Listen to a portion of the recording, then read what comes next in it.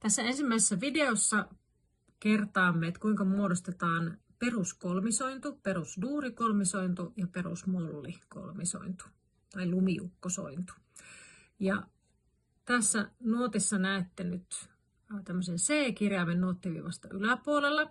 Ja kun se on tämmöinen yksittäinen iso kirjain, niin se tarkoittaa duurikolmisointua. Eli tässä tapauksessa C-duurikolmisointua.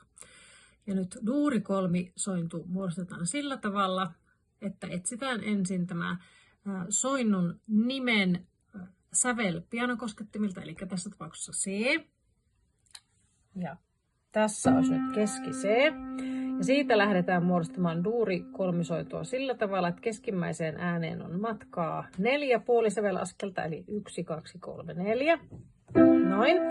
Ja sitten siihen kolmisoinnun ylempään ääneen on keskimmäisestä äänestä matkaa 3 puolisävelaskelta, eli 1, 2, 3. Näin. Meillä on tässä duurikolmisointu, tarkalleen ottaen C-duurikolmisointu. Ja sama homma toimii muidenkin duurikolmisointujen kanssa.